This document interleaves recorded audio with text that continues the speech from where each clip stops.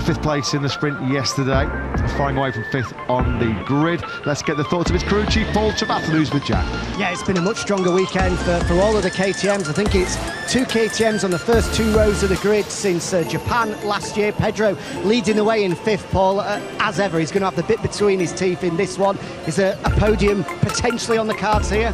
I mean, for sure we're having a much better weekend. We've been... Lights out and we're racing in MotoGP here in Motorland. This time around, Marc Marquez does indeed nail the start. He's going to get the whole shot into this tight first corner. Alex Marquez slots in the second place. Good start by Bagnaia from the second row. He's immediately up into P3. Going backwards is Franco Morbidelli, who started on that front row. He's back now in sixth place. That's what he must have feared from the inside, the dirty part of the grid. Morbidelli behind the 2 KTMs of Acosta and Binder. Acosta, the leading KTM, running fourth. Yeah, this time around, Binder has made a great start. Aldeguer, who we saw super strong and aggressive on the first lap on Acosta in turn. That's Franco Morbidelli. You can see how hard Morbidelli's pushing to try and keep the rookie at bay. That's going to be a bold move as Aldeguer attacks it to turn 13 and he catches Morbidelli out.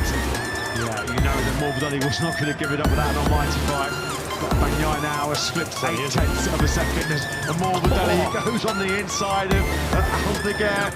They rub knees, they rub elbows. Oh, this is all happening at nearly 350 kilometres an hour. Who's going to win the game of dare on the brakes at the end of the back straight? It's Morbidelli. Is he going to run it a little bit hot though? And can Aldeguer come to a tighter inside line? 2 of the most uncompromising riders in MotoGP right now. Alex has definitely broken Bagnaia. Alex Marquez is in the 46s for the first time in this Grand Prix. He's broken now nearly a second clear of Bagnaia, who surely now is not going to take any big risks. He's 2.5 seconds up the road from Acosta, who has been in the last 2 Grand Prix in Le Mans and in Silverstone. He might yet catch Tuan Mir on the final lap. He took half a second out of him on the last lap. He can continue to catch at that rate. He'll be with the Honda rider on the final lap. Yeah, and Rins might be rescuing a top 10 here as well. He's had stunning late race pace as the factory Yamaha rider. He's only 1.2 seconds behind Ralph Fernandez as Aldeguer charges through on Morbidelli on the brakes into turn 12. That has been coming. He's been lining up that move now for 2 or 3 laps. Frankie ain't going to take this one lying down though, is he? He's going to try and pounce straight back into turn 15. Oh, surely very rough. They go side by side once again. Oh!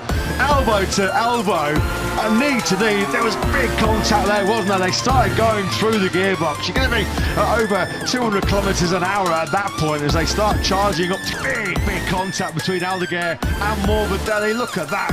A rub from Morbidelli's front tyre, and there we go. That's the second time. Second.